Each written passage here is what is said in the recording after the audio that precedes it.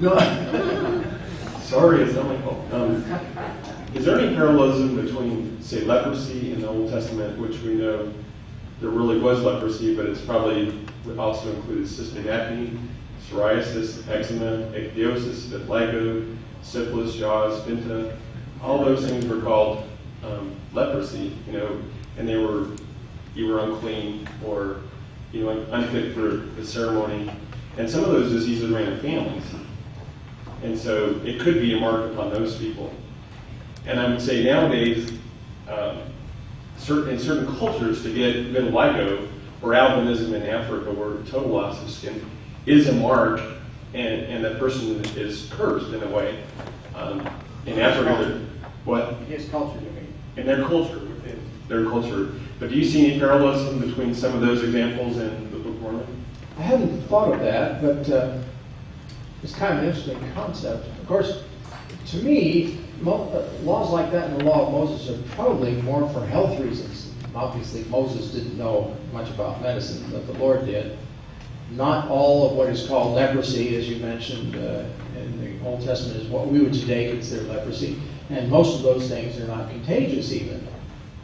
So that it's not like they would always pass this down. There were certain kinds of things that could keep you out of the congregation, which meant that you could not go to the tabernacle or later to the temple.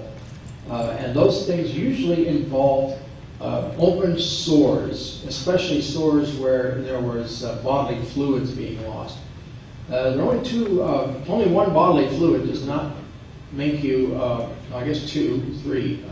The bodily fluids that do not make you unclean in the Law of Moses are sweat, urine, and saliva, and tears, I guess, therefore. But anything flowing from an open wound or semen makes you unclean. A man who has had sex cannot go to the temple until he's spent 3 days. He has to wait for 3 days and then be purified before he goes into the temple. A woman may not go into the temple during her menstrual period. So any bodily fluids, which is one of the ways by which disease is spread, would disqualify you from going into the temple. People who had these things for all their lives, unfortunately, because of the lack of good medicine in those days, were kept out of the temple and out of the congregation. In 1980 in Springville, Utah, I got to do something that I would not be allowed to do in most communities, and that's play Old Joe and Showboat. And in doing the makeup, I learned that I'm not really white, and the Old Joe's not really black. I had to mix in gold and red and other colors to give the vibrancy, as well as show the dignity of the role in the words Old Man River. My question is, with that thought, is what more should we be doing in the church as well as society to realize we're all just different shades of brown, and that the whiteness and purity is a spiritual light? That's a very good point. What causes skin color? Is it because some of us have a black gene, some have a brown gene, some have a yellow gene, some have a white gene? That's what people used to think, that you were one of these 4 classifications. It's not it at all. It's melanin in the skin. You have more melanin in it, you're darker. You have less in it, you're lighter. An albino doesn't have any. That's when you're completely lacking melanin in the skin. We've all got melanin in our skin, and it's just in different proportions. That's all. That's the only thing there as far as skin color is concerned.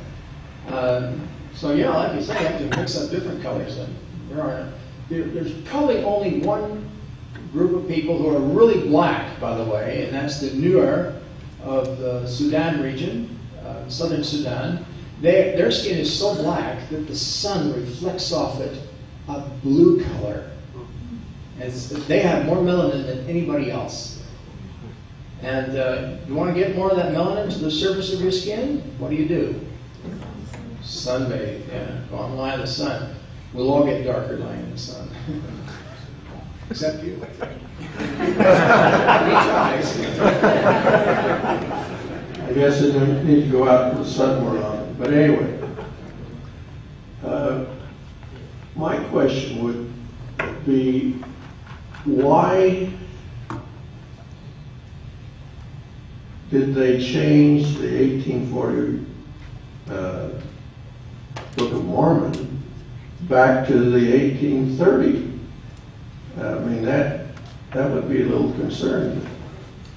The reason for that is that when they did later editions of the Book of Mormon, they used the 1837 one, which is the one that most of the apostles of the church at that time had in their possession, because it was the one that was published in Liverpool, England, where the 12 were sent as missionaries back in the late 1830s, starting with 1837. So they had the English edition of it rather than the 1840 American edition. That's what happened. It's just a quirk of fate.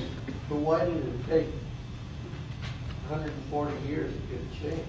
I don't think anybody was looking to see if there were differences like that. It's like asking also why did it take so long to look at the original manuscript and the printer's manuscript, as some have done, as notably Royal Scouts in the last few years. Some things take a lot of research. I mean, if you were to dig through all the text of the early editions of the Book of Mormon and try to determine where the differences lie, that's a lot of work.